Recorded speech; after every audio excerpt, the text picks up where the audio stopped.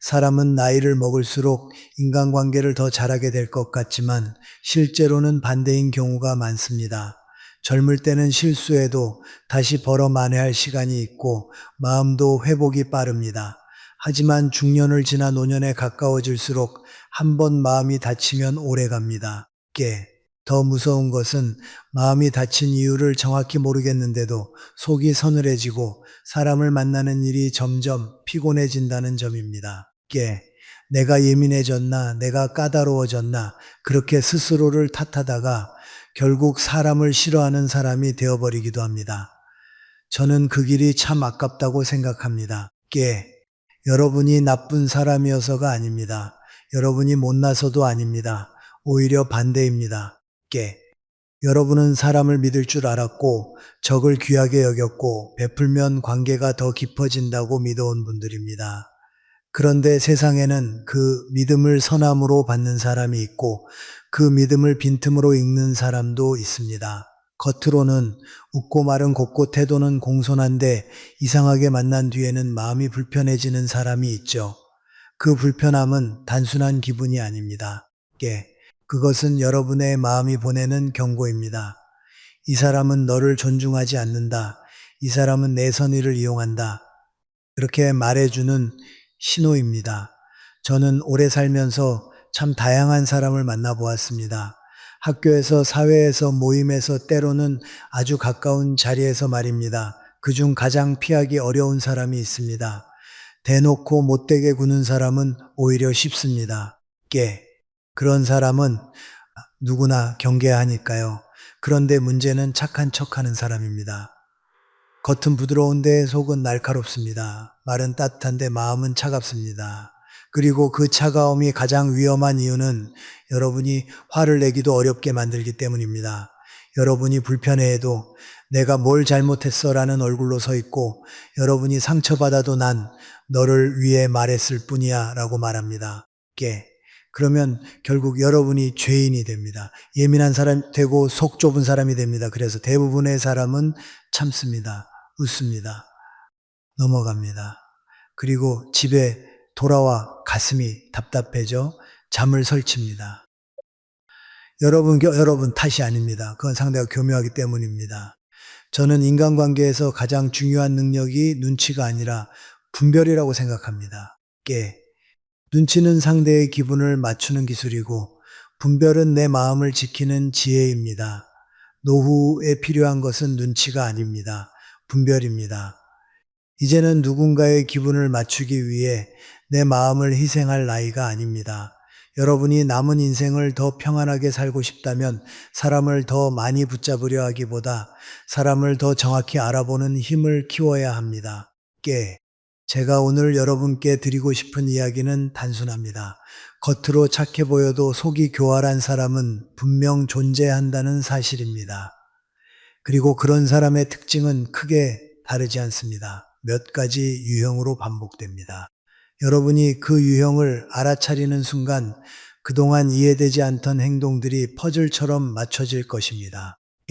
왜 그 사람을 만나고 오면 늘 기분이 상했는지, 왜 내가 항상 미안한 사람이 되는지, 왜 그 사람은 말마다 내 약점을 건드리는지 이제부터는 이유가 보이기 시작할 겁니다. 먼저 하나만 기억해 두십시오. 진짜로 좋은 사람은 여러분을 불편하게 만들지 않습니다. 물론 좋은 사람도 실수는 합니다. 하지만 좋은 사람은 실수했을 때 미안해합니다. 반면에 교활한 사람은 실수처럼 보이는 행동을 반복합니다. 그리고 여러분이 불편함을 말하면 미안해하는 대신 여러분을 탓합니다. 왜 그렇게 받아들이냐? 너무 예민하다? 그 정도 말도 못하냐? 이런 말이 나오면 이미 관계의 중심이 여러분이 아니라 그 사람에게 넘어간 것입니다. 저는 젊은 시절 사람을 대할 때 정직함만 있으면 된다고 믿었습니다. 솔직하면 문제가 없다고 생각했습니다. 그런데 솔직함이 때로는 위험하다는 것을 알게 되었습니다. 왜냐하면 솔직함은 상대도 솔직할 것이라는 가정을 깔고 있기 때문입니다. 하지만 상대가 솔직하지 않고 오히려 나의 솔직함을 이용하는 사람이라면 내 마음의 문은 곧 약점이 됩니다. 특히 나이가 들수록 사람은 약점이 늘어납니다. 깨, 자식 문제, 건강 문제, 돈 문제, 외로움, 자존심 이런 약점을 누가 걱정이라는 포장지로 꺼내들고 사람들 앞에서 슬쩍 펼쳐 보인다면 그건 걱정이 아니라 공격입니다. 대부분은 이런 상황을 겪어보셨을 겁니다. 모임 자리에서 누군가가 갑자기 여러분의 사적인 이야기를 꺼냅니다. 요즘 따님은 좀 괜찮아졌어? 남편 건강은 어때? 집안 문제는 해결됐어? 게 언뜻 들으면 안부같이요. 그런데 그 왜 하필 그 자리에서 나왔을까요?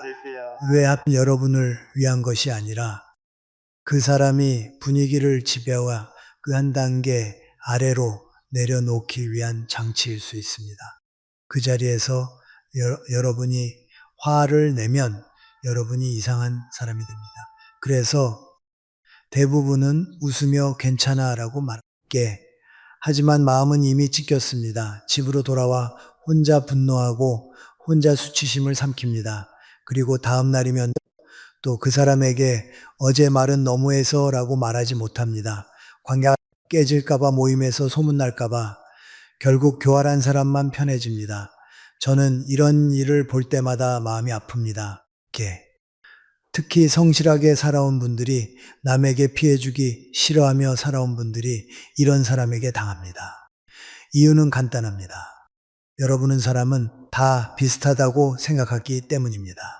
내가 이렇게 생각하니 남도 이렇게 생각할 거라고 믿습니다. 그런데 세상은 그렇게 단순하지 않습니다. 어떤 사람은 타인의 마음을 따뜻함으로 읽지 않고 이득으로 읽습니다. 어떤 사람은 타인의 배려를 고마움으로 받지 않고 더 요구해도 된다고 해석합니다.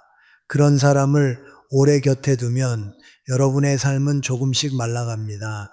처음에는 작은 불편함입니다. 다음에는 작은 모욕입니다. 그 다음에는 자존감이 깎입니다. 그리고 어느 순간 여러분은 사람을 만나는 게 두려운 사람이 되어 있습니다. 그러니 오늘은 한 가지만 결심하십시오. 이제부터는 내 마음이 불편해지는 신호를 무시하지 않겠다. 사람은 머리로만 사는 존재가 아닙니다. 마음이 먼저 알고 몸이 먼저 압니다. 만나고 나면 피곤해지는 사람, 웃고 돌아왔는데 속이 쓰린 사람, 별말 아닌데 자꾸 곱씹게 만드는 사람, 그런 사람은 대체로 말로 상처를 주는 사람입니다. 그리고 말로 상처를 주는 시간이 갈수록 더 교묘해집니다. 왜냐하면 여러분이 참아준다는 것을 알기 때문입니다. 여러분 인생은 길지 않습니다. 남은 시간이 부족합니다. 여러분은 누군가의 비틀린 우월감을 채워주기 위해 존재하는 사람이 아닙니다. 여러분은 존중받아야 합니다. 사랑받아야 합니다. 그리고 무엇보다 스스로를 지켜야 합니다. 오늘 이 이야기는 누군가를 미워하라고 하는 말이 아닙니다. 사람을 더 정확히 보라는 말입니다. 사람을 정확히 보면 미움이 아니라 거리가 생깁니다. 그리고 그 거리가 여러분을 살립니다. 이제부터 저는 여러분 곁에 숨어있는 착한 척하는 교활한 사람의 특징을 하나씩 말씀드리겠습니다. 여러분이 이 특징을 알게 되면 더 이상 사람 밤잠 설치지 않게 될 것입니다. 더 이상 내가 예민한가 자책하지 않게 될 것입니다. 그리고 무엇보다 여러분의 남은 삶이 훨씬 가벼워질 것입니다. 사람을 오래 겪어보면 세상에서 가장 위험한 칼은 번쩍이는 칼이 아니라 보이지 않는 칼이라는 것을 알게 됩니다. 대놓고 의혹을 하고 노골적으로 무시하는 사람은 누구나 경험합니다. 그런 사람은 오히려 다루기 쉽습니다. 그러나 가장 무서운 사람은 걱정해주는 척하면서 남의 가슴에 소금을 뿌리는 사람입니다. 겉으로는 부드럽고 말은 친절합니다. 매일 그 말이 지나간 자리에는 이상하게도 마음이 쓰리고 얼굴이 뜨거워지고 자존심이 바닥에 떨어져 있습니다. 저는 이런 사람을 만나면 늘 같은 생각을 합니다. 이건 조언이 아니다. 이건 공격이다. 그런데 공격이라는 것을 우리는 왜 쉽게 당할까요? 이유는 단순합니다. 공격의 얼굴이 친절이기 때문입니다. 사람은 친절을 의심하기 어렵습니다. 더구나 상대가 너를 위해서라는 말을 붙이면 우리는 그 말을 반박하기가 더 어려워집니다. 그래서 그 순간 우리는 말문이 막힙니다. 웃어 넘깁니다. 마음속에서는 울면서도 겉으로는 고마워라고 말합니다. 깨. 그리고 집에 돌아와 거울을 보며 자책합니다. 내가 왜 아무 말도 못했지? 여러분, 그 자책은 이제 그만하셔야 합니다. 그건 여러분이 약해서가 아니라 상대가 교묘해서입니다. 이런 주형은 대개 한 가지 특징이 있습니다. 반드시 사람들 앞에서 합니다. 둘만 있을 때는 그렇게 말하지 않습니다. 모임 자리, 식탁, 친척이 모인 자리, 동네 사람들 앞 교회나 단체 모임 같은 곳에서 슬쩍 꺼냅니다. 그것도 가장 민감한 주제를 고릅니다. 자식 이야기, 부부 이야기, 돈 이야기, 건강 이야기, 집안사, 과거의 실패, 등강 이야기. 여러분이 가장 숨기고 싶은 것, 가장 아픈 것, 가장 건드리면 아픈 것을 골라서 마치 우연처럼 꺼냅니다. 그리고 말끝은 늘 이렇게 마무리됩니다. 나는 그냥 걱정돼서 너를 위해서 친구니까 말하는 거야. 여러분, 진짜 걱정은 조용합니다. 진짜 배려는 숨겨줍니다. 진짜 친구는 사람들 앞에서 체면을 세워줍니다. 그러니 여러분의 상처를 많은 사람 앞에서 꺼내는 사람은 친구가 아니라 내 상처를 이용하는 사람일 가능성이 큽니다. 저는 이것을 인간관계의 기본 윤리라고 생각합니다. 누군가를 위한다면 그 사람의 체면을 먼저 지켜야 합니다. 상대의 해면을 무너뜨리면서 너를 위한다고 말하는 것은 치료해 준다며 살을 도려내는 것과 같습니다. 그들은 왜 그런 행동을 할까요? 저는 오랫동안 그 심리를 관찰해 왔습니다. 대개 그 속에는 우월감이 숨어 있습니다. 자기 삶이 만족스럽지 않을수록 남의 약점을 드러내며 상대를 낮춰놓고 그 위에 자기 마음을 세웁니다. 나는 너보다 낫다는 것을 직접 말할 수 없으니 너를 걱정한다는 말로 포장하는 것입니다. 그래서 그들의 걱정은 이상하게도 따뜻하지 않습니다. 위로가 되지 않습니다. 오히려 상처가 덧납니다. 그것이 바로 신호입니다. 걱정이라는 말이 위로가 아니라 수치심을 남긴다면 그 걱정은 거짓입니다. 여러분, 여기서 중요한 것은 상대의 의도를 밝히려 하지 말라는 것입니다. 우리는 흔히 이렇게 생각합니다. 저 사람은 왜 저런 말을 했을까? 혹시 진짜로 나를 위하는 마음이었을까? 그러며 스스로를 설득하려 합니다. 하지만 여러분 인간관계에서 가장 손해보는 습관이 바로 나쁜 의도를 좋은 의도로 번역하는 습관입니다. 상대가 칼을 들고 있는데 내가 그걸 꼬치로 착각하면 결국 다치는 건 나입니다. 그 사람이 정말 나를 위해서라면 말의 방식이 달라야 합니다. 말의 장소가 달라야 합니다. 말의 온도가 달라야 합니다. 그런데 그 모든 것이 나를 부끄럽게 만들었다로 귀결된다면 그건 의도가 무엇이든 결과적으로 독입니다. 독은 독입니다. 그러면 우리는 그 자리에서 어떻게 해야 할까요? 많은 분들이 묻습니다. 교수님, 그 자리에서 화를 내야 합니까? 따져야 합니까? 저는 이렇게 답합니다. 화를 내면 여러분이 손해볼 확률이 큽니다. 왜냐하면 그 사람은 이미 계산을 끝냈기 때문입니다. 여러분이 화를 내면 왜 이렇게 예민해? 라고 말하며 여러분을 공격합니다. 여러분이 웃으며 넘기면 다음에도 반복합니다. 그러니 우리는 다른 길을 택해야 합니다. 짧고 단호하게 선을 그는 것입니다. 싸우지 않되 허락하지 않는 것입니다. 감정적으로 폭발하지 않되 경계를 분명히 하는 것입니다. 제가 권하는 방식은 이렇습니다. 첫째, 설명하지 마십시오. 설명은 협상처럼 보이기 쉽습니다. 둘째, 변명하지 마십시오. 변명은 약점이 됩니다. 셋째, 짧게 끊으십시오. 말이 길어지면 상대는 그 틈으로 들어옵니다. 그래서 한 문장만 준비하시면 됩니다. 그건 내가 알아서 할게요. 그 이야기는 여기서 하지 맙시다. 그건 개인적인 일입니다. 그리고 그 다음에는 말을 바꾸십시오. 물을 마시거나 다른 사람에게 질문을 던지거나 자리를 잠시 비우는 것도 좋습니다.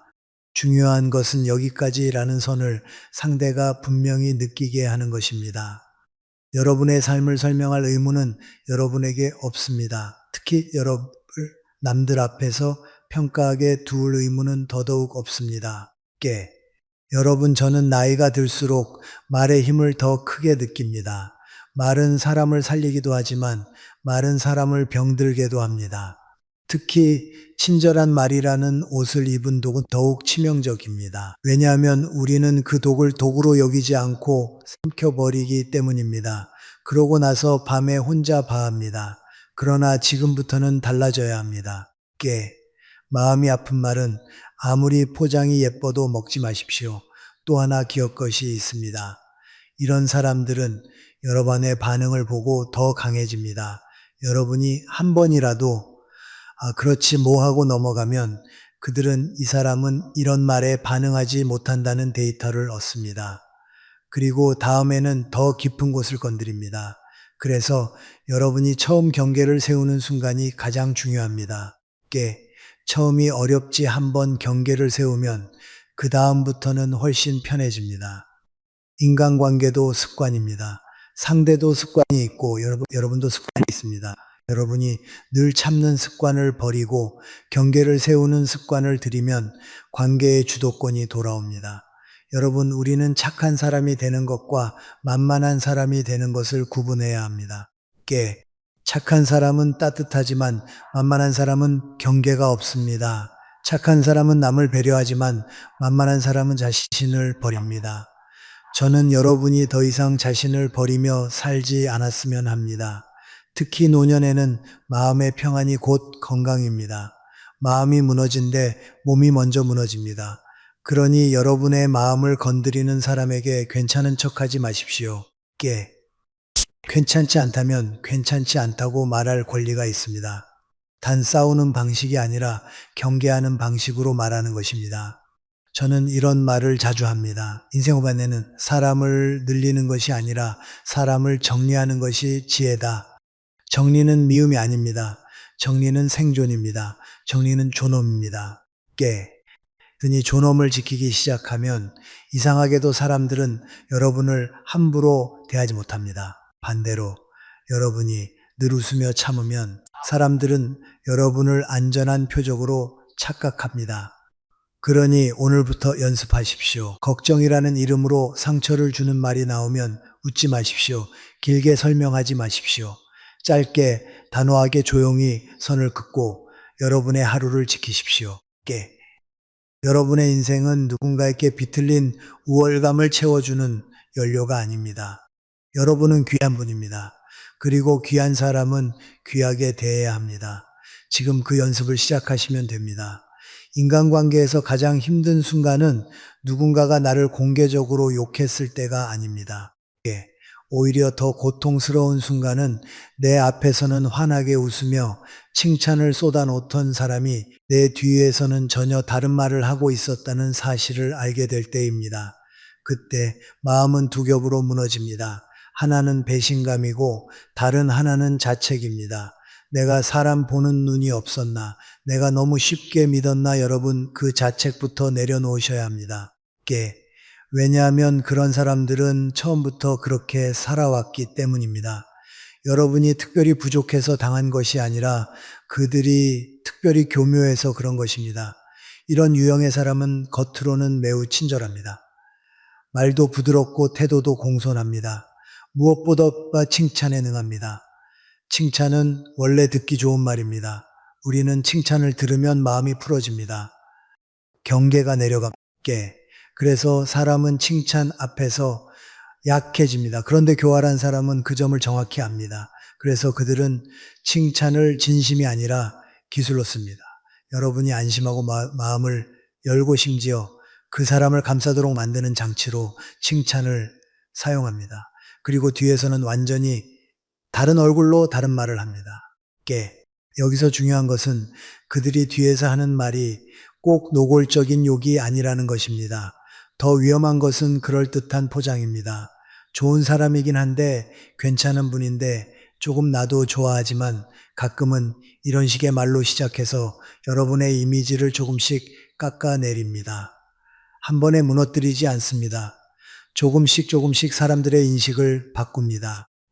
그래서 나중에 여러분이 무슨 일을 해도 원래 그런 사람이라는 프레임이 만들어집니다. 여러분, 저는 이것을 관계적 공격이라고 봅니다. 직접면으로 싸우지 않습니다. 직접적인 대결을 피합니다. 대신 소문, 뒷말, 미묘한 평가로 상대를 흔듭니다. 그리고 가장 교묘한 점은 여러분이 불쾌함을 표현할 때마다 여러분을 나쁜 사람으로 만들 수 있다는 것입니다. 왜 그렇게 의심해? 누가 그런 말을 했다고 믿는 거야? 나를 그렇게 생각하다니 너무 서운하다. 이렇게 말하며 오히려 상처받은 척 합니다. 여러분이 한마디 하면 10마디로 여러분을 밀어붙입니다. 결국 여러분은 괜히 말했나 하고 입을 닫습니다. 그러면 그 사람은 안전합니다. 여러분은 침묵하고 그 사람은 계속 뒤에서 말합니다. 이 싸움은 처음부터 불공평한 구조입니다. 이런 사람을 만났을 때 우리는 흔히 두 가지 실수를 합니다. 첫째, 증거를 찾으려 합니다. 누가 정확히 무슨 말을 들었는지, 언제, 어디서 말했는지, 누구에게 퍼졌는지 하나하나 확인하려 합니다. 그런데 여러분 관계에서 증거를 찾기 시작하면 마음이 먼저 망가집니다. 의심은 여러분을 지치게 합니다. 둘째, 그 사람의 진심을 확인하려 합니다. 너 정말 나를 그렇게 생각해? 내가 뭘 잘못했니? 이렇게 묻습니다. 그러나 교활한 사람에게 진심을 묻는 거짓말을 깔아주는 것과 같습니다. 그들은 그 무대에서 눈물도 흘리고 목소리도 떨고 억울함도 연기합니다. 그리고 마지막에는 이렇게 말합니다.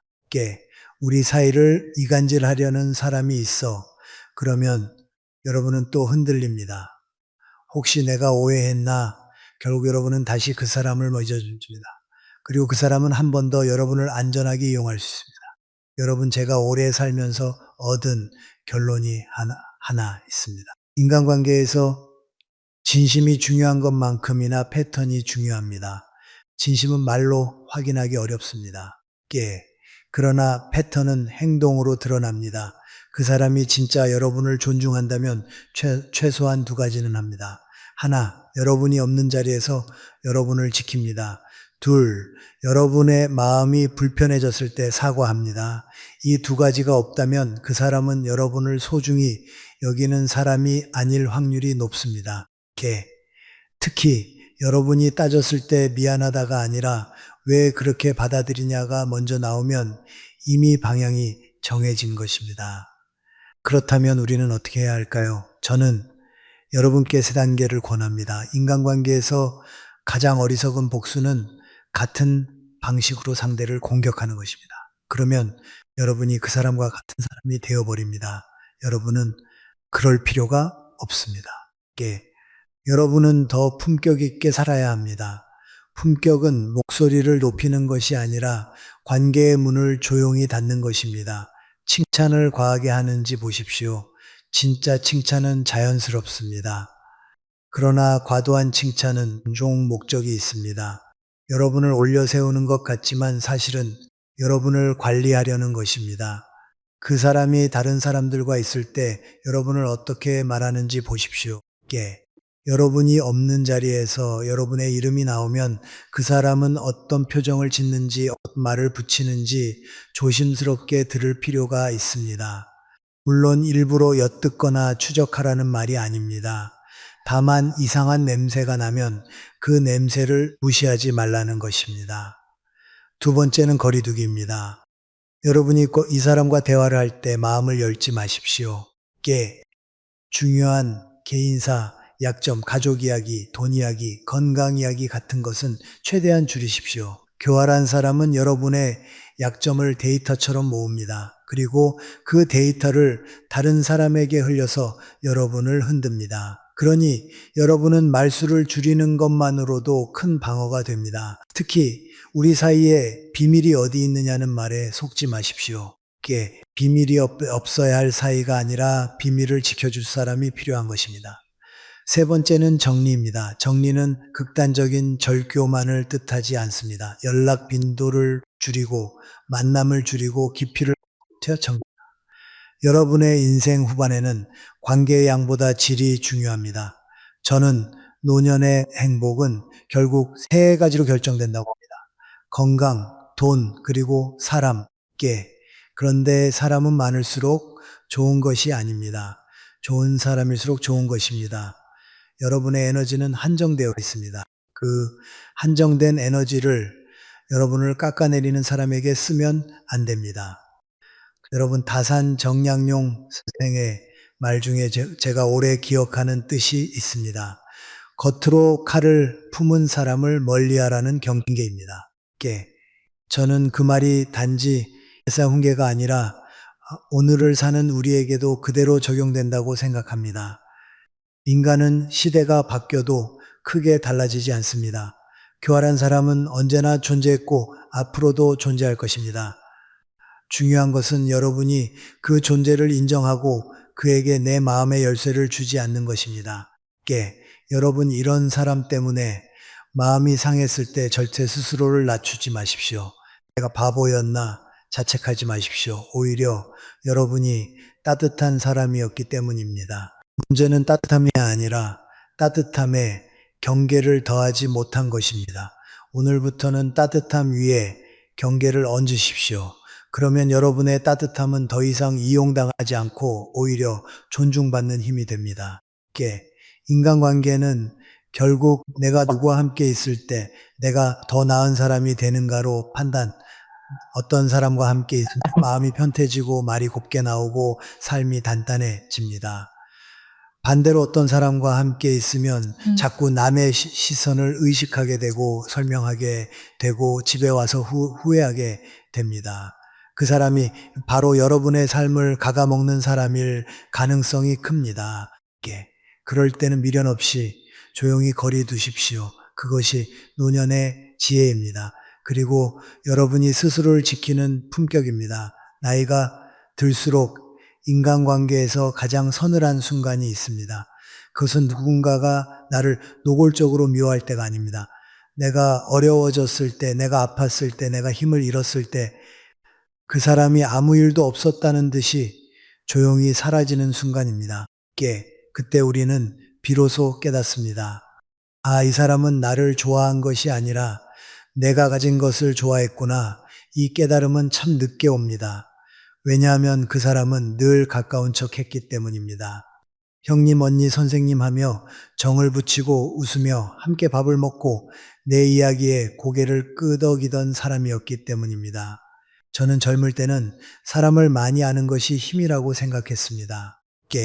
인맥이 넓으면 길이 열린다고 믿었습니다. 어느 정도는 맞습니다. 젊을 때는 넓은 관계가 정보가 되고 기회가 되고 세상을 배우는 창이 되기도 합니다. 그러나 인생 후반으로 갈수록 의미가 달라집니다. 관계는 정보가 아니라 정서입니다. 나를 편하게 해주는가, 나를 존중해 주는가, 내 약함을 알아도 곁에 있어주는가가 핵심입니다. 그런데 세상에는 관계를 정서로 맺지 않고 철저히 도구로 맺는 사람이 있습니다. 그들은 사람을 사람으로 보지 않습니다. 사람을 수단으로 봅니다.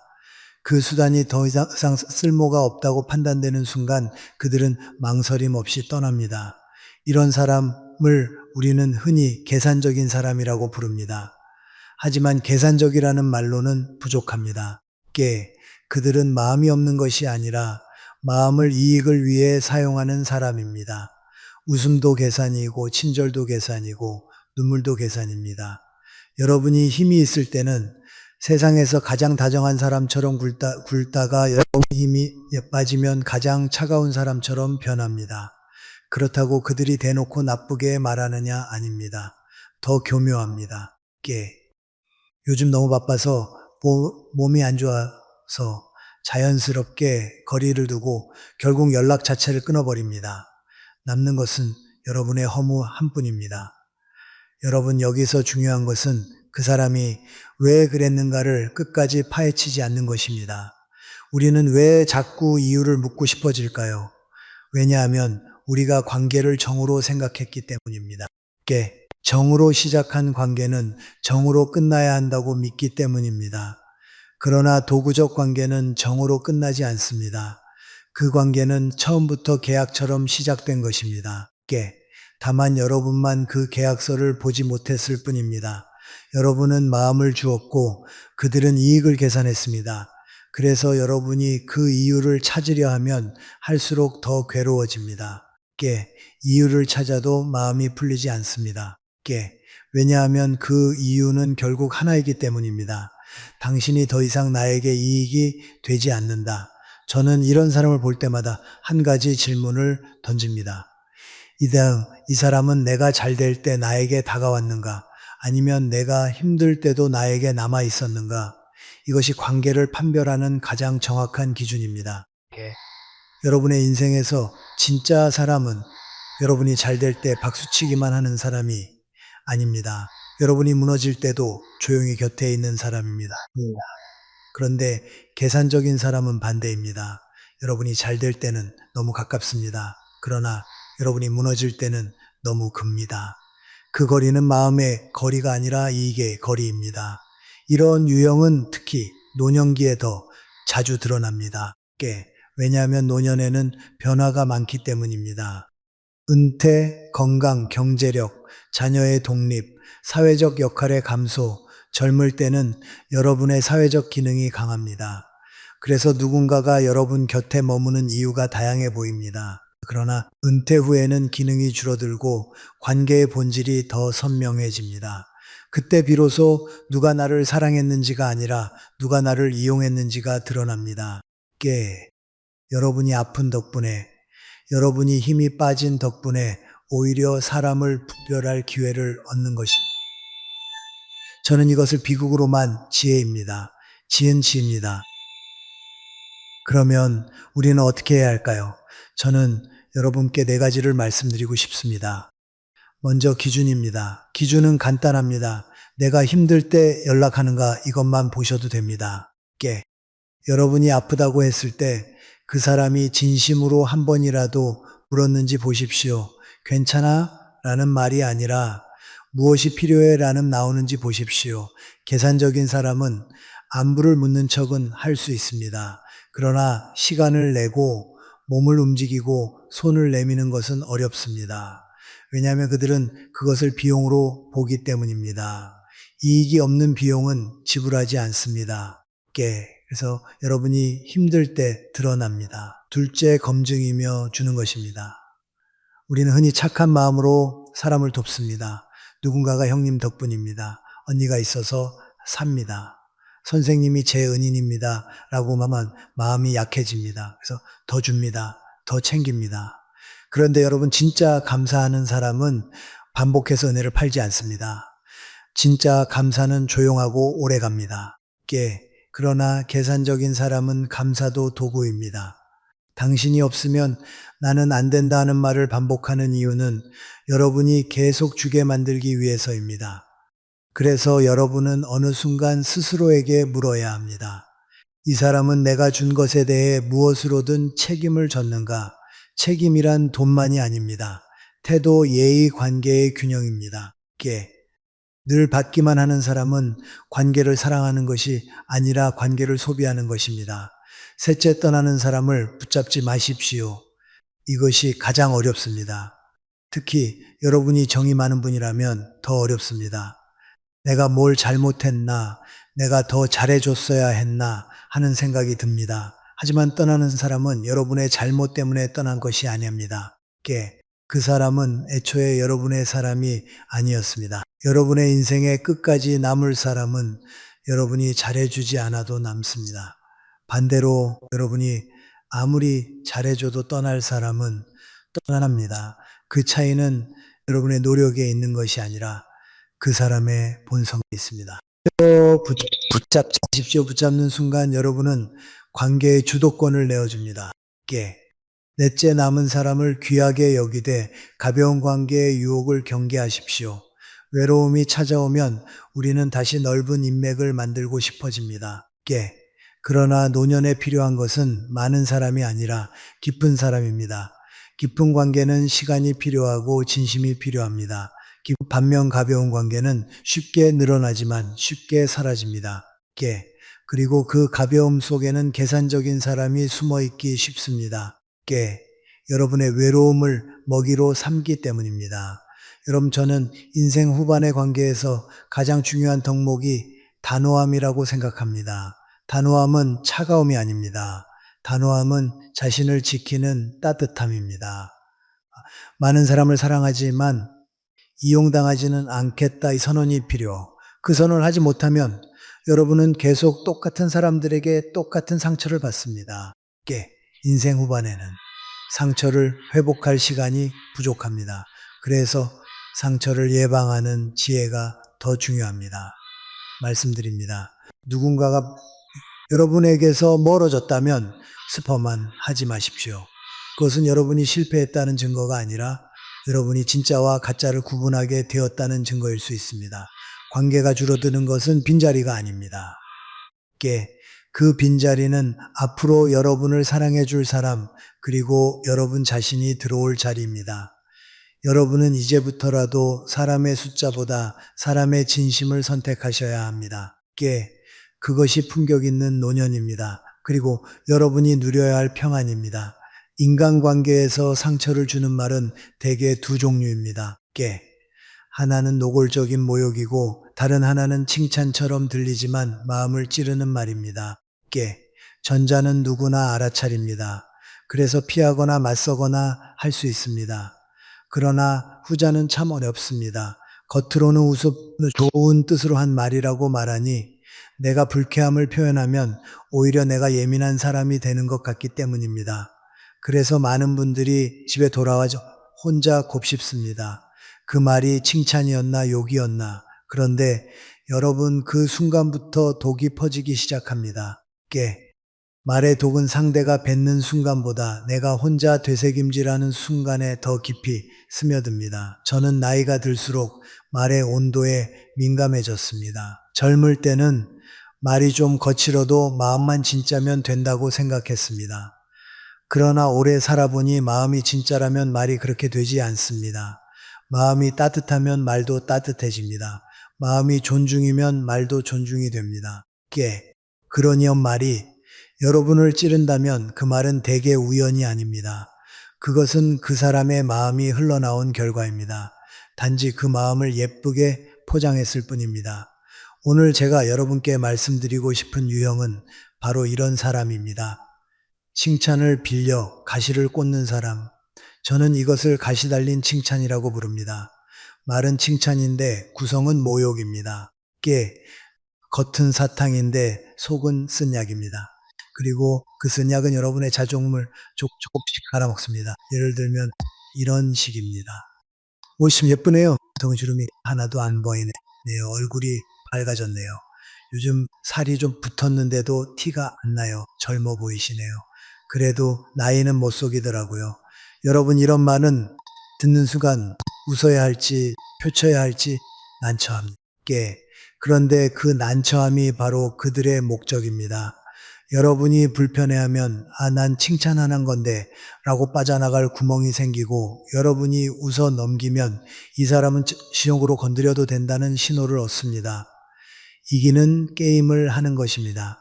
그렇다면 그 사람은 왜 그런 말을 할까요? 저는 그 뿌리에는 대개 질투가 있다고 봅니다. 질투는 누구에게나 생길 수 있습니다. 문제는 질투를 다루는 방식입니다. 건강한 사람은 질투가 생기면 자신을 돌아봅니다. 나도 노력해야지, 나도 내 삶을 갖고 해야지 이렇게 자기 쪽으로 에너지를 돌립니다.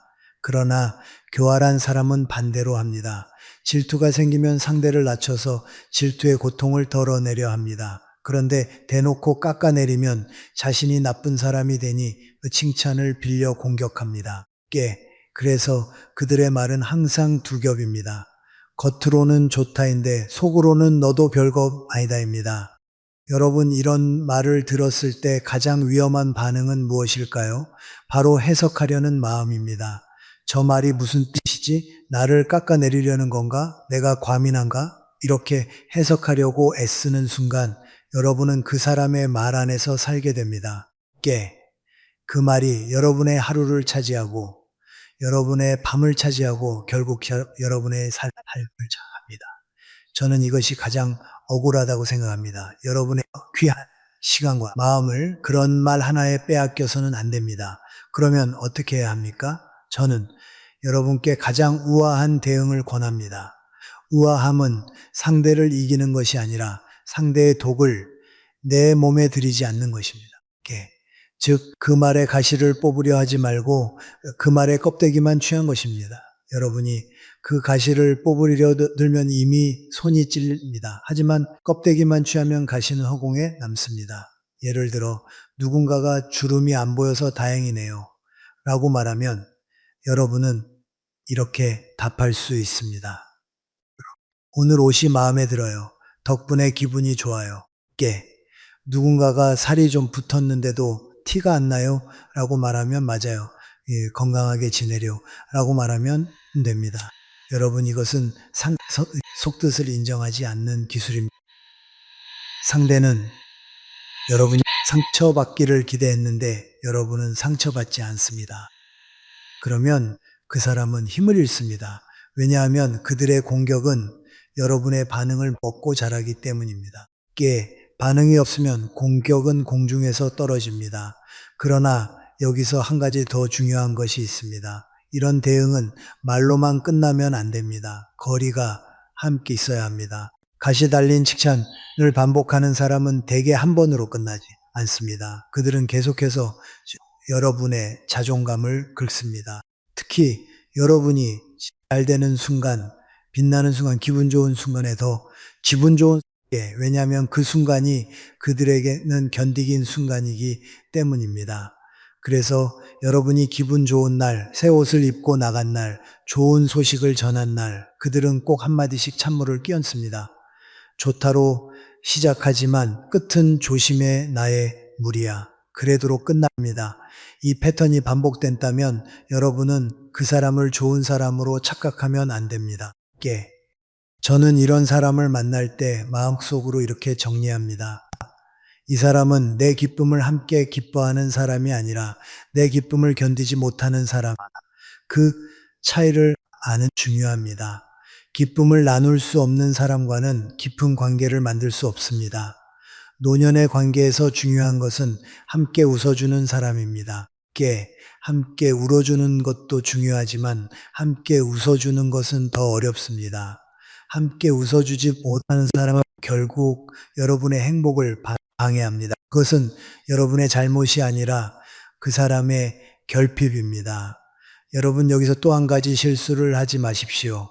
그 사람도 나를 좋아해서 그런 말을 하는 거야 라고 스스로를 설득하지 마십시오. 좋아하면 말이 조심스럽습니다. 아끼면 말이 따뜻합니다. 존중하면 말이 품격 있습니다. 반대로 여러분 들었을 때 마음이 쪼그라들고 얼굴이 굳고 집에 와서 자꾸 겁쉽게 만드는 말이라면 그것은 애정이 아니라 통제입니다. 그들은 여러분의 자존감을 낮춰두어야 자신이 편합니다. 그래야 여러분이 더 위축되고 더 조심하고 더 눈치 보고 결국 그들이 관계의 주도권을 잡을 수 있기 때문입니다. 그럼 여러분은 어떻게 살아야 합니까? 저는 내 손에 두라고 말씀드립니다.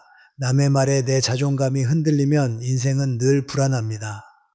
노년에 가장 필요한 것은 화려한 관계가 아니라 단단한 마음입니다. 단단한 마음은 외부의 평가로 세워지지 않습니다. 스스로를 존중하는 습관으로 세워집니다. 그래서 여러분이 해야 할 일은 간단합니다. 가시 달린 칭찬을 들으면 첫째, 해석하지 마십시오. 둘째, 껍데기만 취하고 웃어 넘기십시오. 셋째, 반복되면 거리를 두십시오. 이 세 가지만 해도 여러분의 삶은 훨씬 편해집니다. 여러분 좋은 관계는 여러분을 더 크게 만듭니다. 나를 더 자유롭게 하고 더 편안하게 하고 더 따뜻하게 합니다. 반대로 어떤 관계는 여러분을 작게 만듭니다. 눈치를 보게 하고 말수를 줄이게 하고 기쁨을 숨기게 합니다.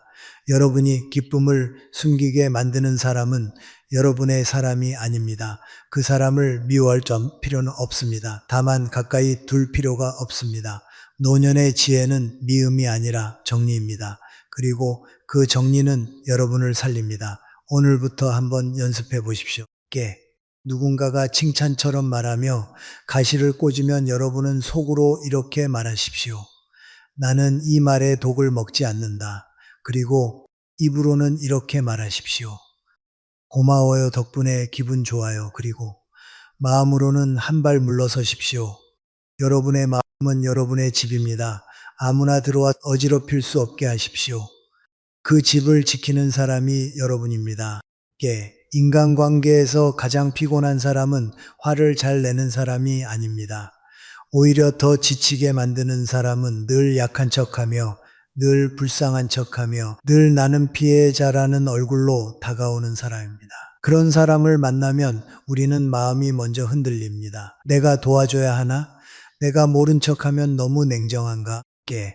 특히 여러분처럼 정이 많고 남에게 상처 주기 싫어하며 살아온 분들은 이런 질문 앞에서 쉽게 무너집니다. 그런데 여러분, 오늘 제가 말씀드리고 싶은 것은 단호합니다. 세상에는 진짜로 어려운 사람이 있고 어려운 척을 무기로 삼는 사람도 있습니다. 이 둘을 구분하지 못하면 여러분의 노후는 돈보다 먼저 마음이 바닥납니다. 저는 오래 살면서 가난과 불행을 가까이서 많이 보았습니다. 그리고 동시에 그 가난과 불행을 얼굴에 바르고 사람을 움직이려는 사람도 보았습니다. 진짜 어려운 사람은 대개 말이 적습니다. 부끄러움이 있고 체면이 있고 남에게 짐이 되기 싫어합니다. 도움을 받으면 고개 숙여 감사하고 받은 것보다 더 요구하지 않습니다. 반면에 감정으로 사람을 조종하는 사람은 이야기가 길고 한숨이 많고 눈물이 빠르고 무엇보다 너는 나를 책임져야 한다는 분위기를 만듭니다. 그 사람의 고통은 여러분이 해결해야 할 과제가 되어버립니다. 이것이 바로 위험입니다. 이 유형의 사람들은 겉으로는 매우 약해 보입니다. 하지만 속은 약하지 않습니다. 오히려 놀라울 만큼 계산적입니다. 여러분이 어느 부분에서 죄책감을 느끼는지, 여러분이 어떤 말에 흔들리는지, 여러분이 어떻게 거절을 못하는지 정확히 압니다. 그리고 그 약점을 누르듯이 자극합니다. 내가 너밖에 없다. 내가 나를 버리면 나는 끝이다. 너는 좋은 사람이잖아.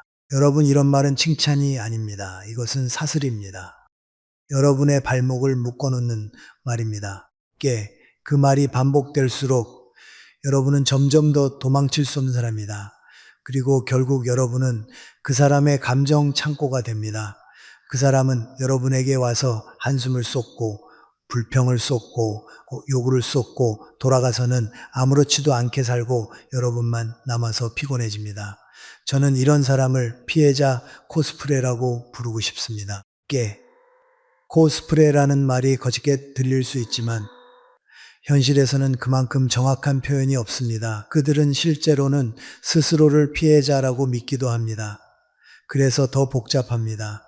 단순히 거짓말을 하는 것이 아니라 나는 불쌍하다는 신념으로 상대를 설득합니다. 그리고 그 신념이 여러분을 죄책감으로 몰아넣습니다. 여러분이 거절하면 여러분이 나쁜 사람이 됩니다. 여러분이 거리를 두면 여러분이 배신자가 됩니다. 관계가 이런 구조로 굳어지면 여러분의 삶은 점점 좁아집니다. 저는 인간관계에서 한 가지 원칙을 매우 중요하게 생각합니다. 도움은 사랑이지만 강요된 도움은 착취다. 사랑으로 돕는 것은 아름답습니다. 그러나 죄책감에 밀려 돕는 것은 착취입니다. 문제는 많은 분들이 이 둘을 구분하지 못한다는 것입니다. 내가 도와주면 착한 사람이고 도와주지 않으면 나쁜 사람이라는 단순한 기준으로 관계를 판단합니다. 그런데 세상은 그렇게 단순하지 않습니다. 여러분이 도와줘도 그 사람이 감사하지 않으면 건강하지 않습니다. 여러분이 도와줘도 그 사람이 더 많은 것을 요구하면 관계는 이미 병들어 있습니다. 여러분이 도와줘도 그 사람이 여러분의 어려움에는 관심이 없다면 그 관계는 일방통행입니다. 일방통행은 언젠가 사고가 납니다. 그리고 그 사고는 대개 여러분의 마음에서 납니다. 이런 사람들의 특징은 몇 가지가 반복됩니다. 첫째, 늘 더 불쌍한 이야기로 경쟁합니다. 여러분이 힘들다고 말하면 그들은 즉시 더 큰 불행을 꺼냅니다. 여러분의 고통을 공감하기 위해서가 아니라 여러분의 시선을 다시 자신에게 돌리기 위해서입니다. 둘째, 도움을 받으면 잠깐 고마워하는 듯 하지만 곧 이것밖에 안 되냐 하는 표정이 나옵니다. 셋째, 여러분이 거절하면 바로 너도 결국 나를 버리는구나 라는 말을 합니다. 넷째, 주변 사람들에게도 같은 패턴을 반복합니다. 여러분만 당하는 것이 아니라 여러 사람에게 같은 방식으로 기대고 얻고 요구합니다. 그럼에도 겉으로는 늘 순한 얼굴입니다. 그래서 사람들이 더 속습니다. 여러분, 그렇다면 우리는 이 사람들을 어떻게 대해야 할까요? 저는 여러분께 단호한 친절을 권합니다. 단호한 친절이란 마음은 악해지지 않되 경계는 분명히 세우는 것입니다. 내가 불쌍하니 내가 다 책임지겠다가 아니라 내 이야기는 들을 수 있지만 내 삶의 한계를 넘을 수는 없다는 태도입니다. 이 태도가 없으면 여러분은 결국 자기 삶을 잃습니다. 그러나 마음이 무너지고 삶의 주도권이 사라지면 그때부터는 모든 것이 무너집니다. 제가 권하는 말은 길지 않습니다. 여러분이 어려움을 호소하는 사람에게 이렇게 말해 보십게, 나도 내 형편이 있다. 내가 할 수 있는 건 여기까지다. 그 이상은 어렵다. 여러분, 이 말에는 죄가 없습니다. 그런데 왜 우리는 이 말을 못할까요? 우리는 착한 사람이 되려고 했기 때문입니다. 그러나 착한 사람과 이용당하는 사람은 다릅니다. 착함에는 자기 보호가 들어있어야 합니다.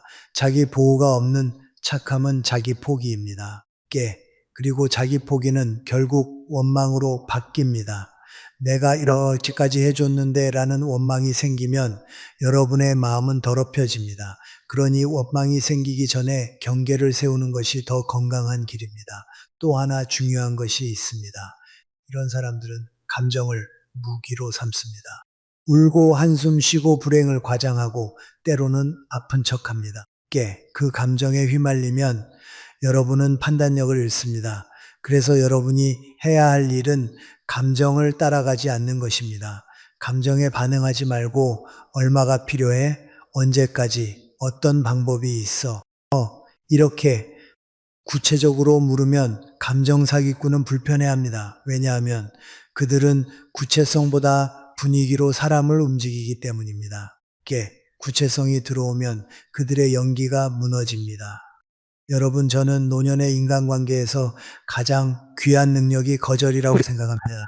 거절은 냉정함이 아닙니다. 거절은 질서입니다.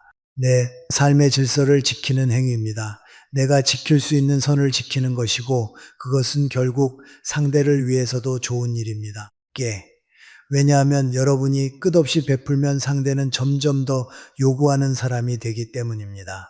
여러분이 단호해지면 상대는 성장하거나 떠나거나 둘 중 하나를 선택합니다. 둘 다 여러분에게는 드리고 싶습니다. 진짜 어려운 사람을 돕는 마음은 계속 가지십시오. 그 마음은 여러분의 품격입니다. 그러나 그 마음을 이용하는 사람에게까지 여러분의 삶을 내주지는 마십시오. 여러분의 노후는 누군가의 감정 쓰레기통이 되기 위해 존재하는 시간이 아닙니다. 여러분은 이제 편안해질 권리, 조용히 살 권리가 있습니다. 따뜻한 사람들과 남은 시간을 나눌 권리가 있습니다. 오늘부터 마음속으로 이렇게 말해 보십시오. 나는 돕되 끌려가지 않는다. 나는 착하되 만만하지 않다. 이 한 문장이 여러분의 인생을 지켜줄 것입니다. 우리는 흔히 힘들 때 곁에 있어주는 사람을 좋은 사람이라고 말합니다. 그것도 맞습니다. 하지만 더 어려운 것이 하나 있습니다. 여러분이 잘 될 때, 여러분이 행복할 때, 여러분이 빛날 때 그 기쁨을 진심으로 축하해주는 사람을 만나는 것입니다. 왜냐하면 고통에는 동정이 따라 붙을 수 있어도 기쁨에는 질투가 따라 붙기 쉽기 때문입니다. 여러분 주변에도 이런 사람이 있을 겁니다. 여러분이 좋은 소식을 말하면 그 사람이 먼저 축하해 라고 하지 않습니다. 대신 그런데 요즘 세상이 무서워 그런 자리도 오래 못 가 조심해야 해.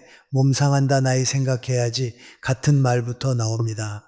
얼핏 보면 현실적인 조언 같지요. 그런데 말의 순서를 보십시오. 진짜 축하는 먼저 나옵니다.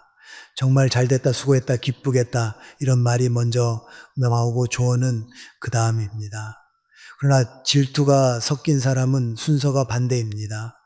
먼저 찬물을 끼얹고 그 다음에 걱정돼서라고 포장하면 여러분 이 순서가 관계의 진실을 보여줍니다. 저는 이 현상 오래전부터 관찰했기에 사람이 누군가의 성공을 들었을 때 그 성공이 나에게도 가능하다고 느껴지면 함께 기뻐합니다.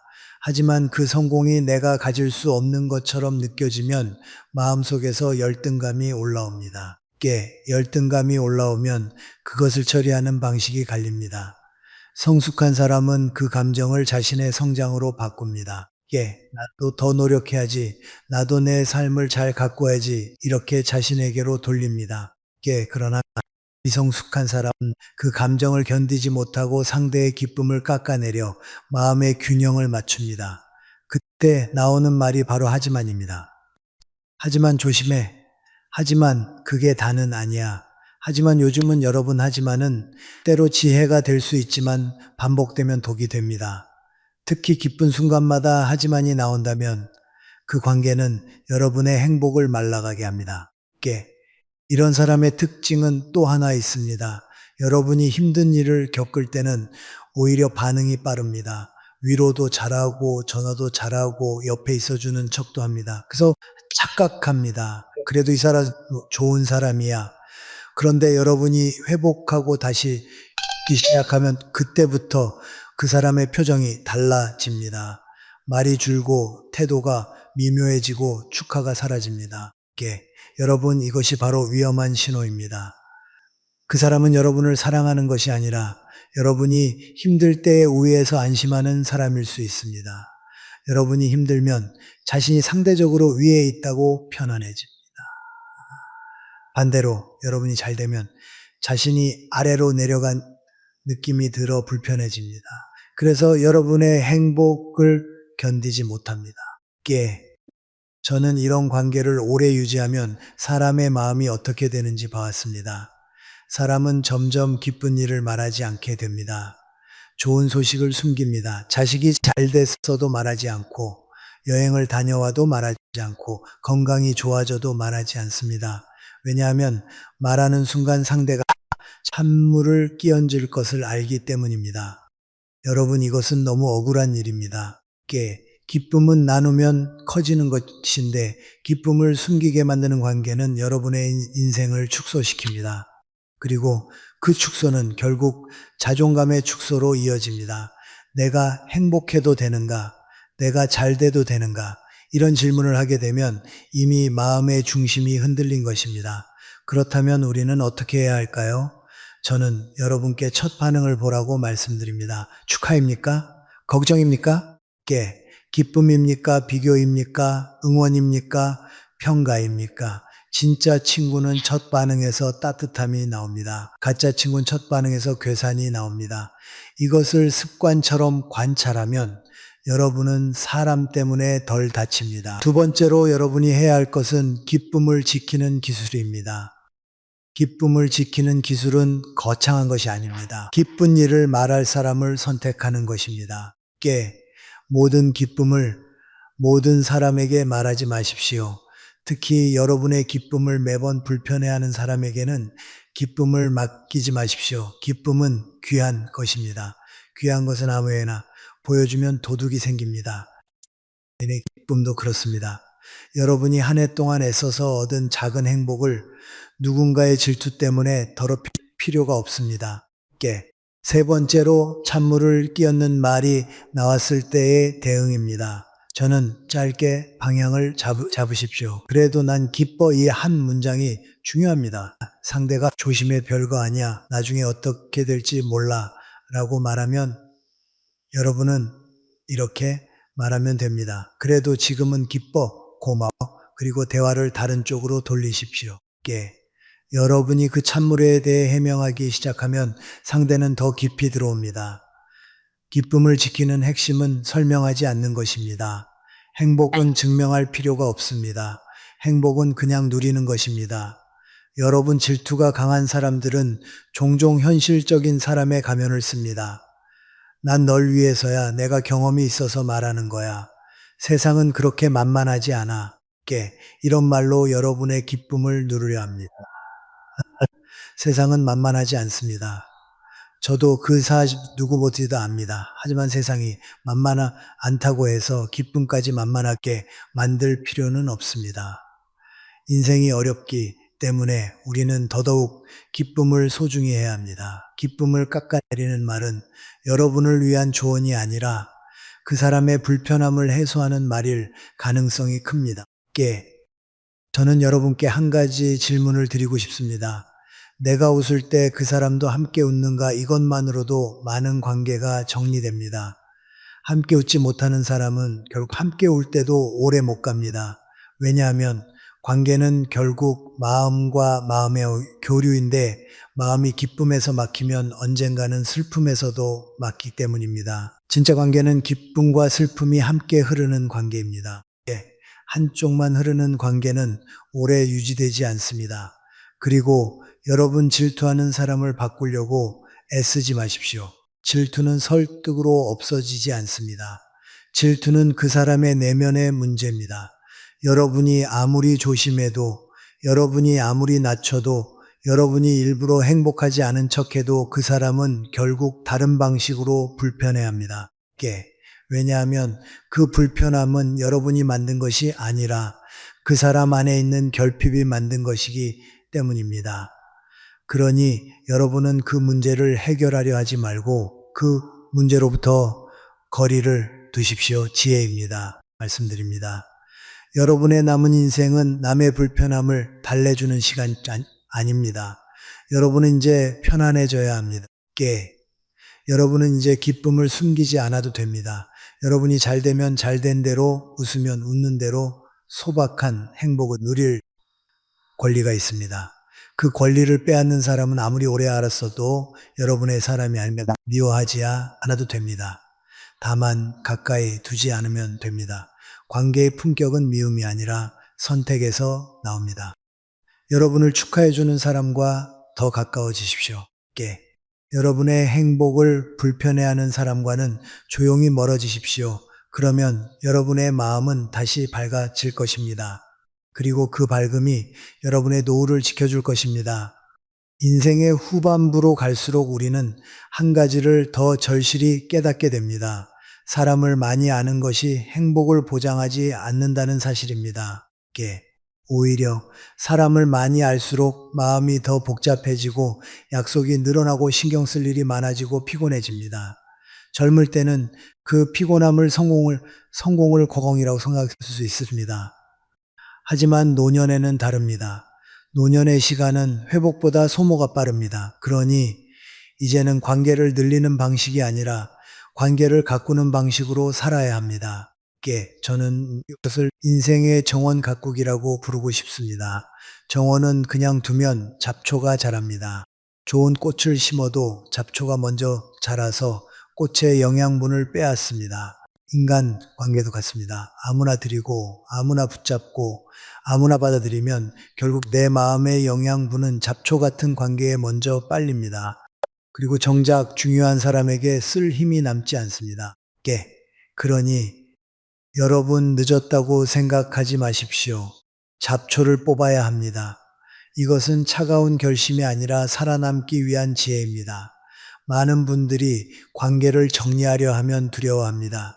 사람이 줄면 외로워지지 않을까, 나를 나쁘게 보지 않을까, 소문이 나지 않을까, 그 두려움은 이해합니다. 우리 사회는 오랫동안 사람이 많아야 한다, 모임을 잘해야 한다, 인맥이 넓어야 한다는 말을 강하게 주입해 왔습니다. 그래서 관계를 줄이는 것은 실패처럼 느껴지기도 합니다. 하지만 여러분, 관계를 줄이는 것은 실패가 아닙니다. 그것은 선택입니다. 그리고 노년의 행복은 선택의 결과입니다. 남이 정해준 기준에 맞추느라 지치면 결국 내 삶은 내 것이 아니게 됩니다. 제가 오래 살아보니 인생에서 가장 허무한 장면이 하나 있습니다. 경조사에 그렇게 열심히 다니고 명절 때마다 선물 챙기고 연락도 빠짐없이 했는데 정작 내가 아플 때 내 손을 잡아주는 사람이 없는 것입니다. 전화번호는 많지만 마음이 갈 곳이 없습니다. 여러분, 이것이 진짜 외로움입니다. 사람의 숫자가 아니라 마음의 깊이가 없을 때 생기는 외로움입니다. 그러니 우리는 숫자를 줄이는 것을 두려워할 것이 아니라 깊이를 늘리는 것을 목표로 해야 합니다. 관계를 정리하는 첫 번째 기준은 간단합니다. 만나고서 내 마음이 어떻게 되는가? 어떤 사람을 만나면 집에 돌아와도 마음이 편안합니다. 말이 잔잔하고 잠이 잘 옵니다. 반대로 어떤 사람을 만나면 집에 돌아와 계속 곱씹습니다. 왜 그 말이 나왔을까? 내가 왜 그렇게 말했지? 괜히 만났나? 이런 생각이 반복되면 그 관계는 여러분의 정원에서 영양분을 빼앗는 관계입니다. 이런 관계는 시간이 갈수록 더 독해집니다. 왜냐하면 여러분의 에너지가 줄어들기 때문입니다. 젊을 때는 넘길 수 있던 말이 노년에는 몸으로 들어옵니다. 마음이 불편하면 혈압이 오르고 잠이 깨고 소화가 안 됩니다. 그러니 관계 정리는 건강을 위한 일입니다. 두 번째 기준은 내가 없어도 그 사람이 나를 지키는가입니다. 여러분이 없는 자리에서 여러분을 존중하는 사람, 험담을 막아주는 사람, 최소한 여러분을 가볍게 입에 올리지 않는 사람, 그 사람이 진짜입니다. 반대로 여러분 앞에서는 웃는데 여러분이 없는 자리에서 말이 달라지는 사람, 그 사람은 정리해야 합니다. 정리라는 말이 너무 강하면 거리를 두는 것부터 시작하면 됩니다. 연락 빈도를 줄이고 중요한 이야기를 하지 않고 만남 횟수를 줄이는 것입니다. 노년의 관계는 깊어야 하지 꼭 넓을 필요는 없습니다. 세 번째 기준은 기쁨을 함께 누리는가입니다. 여러분이 잘 될 때 진심으로 축하해 주는 사람은 귀합니다. 그런 사람은 흔치 않습니다. 반대로 여러분의 기쁨에 늘 찬물을 끼얹는 사람은 여러분의 삶을 작게 만듭니다. 그런 사람과 가까이 지내면 여러분은 점점 행복을 숨기게 됩니다. 행복을 숨기면 마음이 어두워집니다. 그러니 행복을 지키기 위해서라도 관계를 선택해야 합니다. 이제 실제로 어떻게 정리하느냐가 문제입니다. 많은 분들이 절교를 생각합니다. 확 끊어버리는 것. 물론 어떤 관계는 끊어야 할 때도 있습니다. 하지만 대부분은 그렇게 극단적으로 하지 않아도 됩니다. 저는 가볍게 정리하는 기술이 더 필요하다고 봅니다. 첫째, 약속을 줄이십시오. 요즘은 컨디션이 안 좋아서 모임을 줄이고 있어요. 이렇게 말하면 됩니다. 둘째, 이야기를 줄이십시오. 특히 개인사, 돈, 가족, 약점은 말하지 마십시오. 셋째, 도움을 줄이십시오. 도움은 주되 요구를 당연하게 만드는 사람에게는 멈추십시오. 넷째, 죄책감을 줄이십시오. 죄책감은 여러분을 다시 잡초에게 끌고 가는 끈입니다. 여러분 죄책감이 생길 때는 이런 말을 마음속으로 하십시오. 나는 나를 지키기 위해 선택한다. 나는 미워서 떠나는 것이 아니라 살기 위해 거리를 둔다. 이런 문장이 여러분을 지켜줍니다. 사람을 정리하는 것은 악해지는 것이 아닙니다. 오히려 성숙해지는 것입니다. 어릴 때는 누구나 친구가 필요합니다. 젊을 때는 누구나 관계가 필요합니다. 하지만 노년에는 관계보다 평안이 있어야 삶이 유지됩니다. 또 하나, 여러분 자신과의 관계를 회복해야 합니다. 많은 분들이 외로움을 무서워합니다. 그런데 제가 보니 외로움을 견디지 못하는 이유는 혼자 있는 시간이 아니라 혼자 있는 나가 불편하기 때문입니다.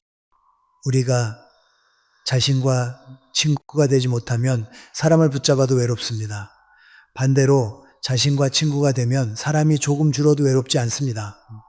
오히려 마음이 편해집니다. 그래서 관계 정리를 시작하면 가장 먼저 좋아지는 것이 있습니다. 함께 불필요한 모임이 줄어드니 시간이 생깁니다. 시간이 생기니 몸이 쉬고 마음이 쉬고 생각이 맑아집니다. 그리고 그때 여러분은 깨닫습니다. 아, 내가 이렇게 오래 나를 방치했구나. 저는 여러분께 작은 실천 하나를 권하고 싶습니다. 휴대폰을 열고 연락처를 천천히 보십시오. 그리고 이렇게 분류해 보십시오. 나를 기쁘게 하는 사람, 나를 지치게 하는 사람, 나를 이용하는 사람, 나를 진심으로 아껴주는 사람. 그 다음에는 행동을 바꾸면 됩니다. 지치게 하는 사람에게는 시간을 줄이고 아껴주는 사람에게는 시간을 조금 더 주십시오. 인생은 결국 시간의 배분입니다. 어디에 시간을 쓰느냐가 삶을 만듭니다. 그러니 여러분의 남은 시간을 여러분을 깎아내리는 사람에게 쓰지 마십시오. 그것은 낭비입니다. 여러분 관계를 정리하면 처음에는 조용해집니다. 전화가 덜고 약속이 줄 주말이 비어 보입니다. 내가 잘못 살았나? 그런데 그 불안은 금단 같은 것입니다. 늘 소음소 속에서 살다가 갑자기 고요가 오면 처음에는 낯설어서 두려운 것입니다. 그러나 조금만 지나면 그 고요가 얼마나 귀한지 알게 됩니다. 고요 속에서 여러분 다시 숨을 쉽니다. 다시 걷습니다. 다시 책을 펴고 다시 산책을 하고 다시 가족과 말을 나누고 다시 자기 자신을 돌봅니다. 그리고 그때 비로소 진짜 인연이 남습니다. 얕은 관계는 소음과 함께 사라지고 깊은 관계는 고요 속에서도 남습니다. 마지막 말씀드립니다. 여러분의 인생은 누구에게 보여주기 위한 무대가 아닙니다. 여러분의 인생은 여러분이 살아내는 집입니다. 그 집에 아무나 들이지 마십시오. 문을 닫는 것은 잔인함이 아닙니다. 문을 닫아야 집이 따뜻해집니다. 그리고 그 따뜻함 속에서 여러분은 더 오래 더 평안하게 살 수 있습니다. 오늘부터 이렇게 다짐해 보십시오. 나는 관계를 늘리지 않는다. 관계를 가꾼다. 나는 잡초를 뽑는다. 꽃을 키운다. 나는 숫자가 아니라 진심을 선택한다. 여러분 이 다짐이 여러분의 노후를 지켜줄 것입니다. 그리고 여러분은 충분히 그럴 자격이 있는 분들입니다.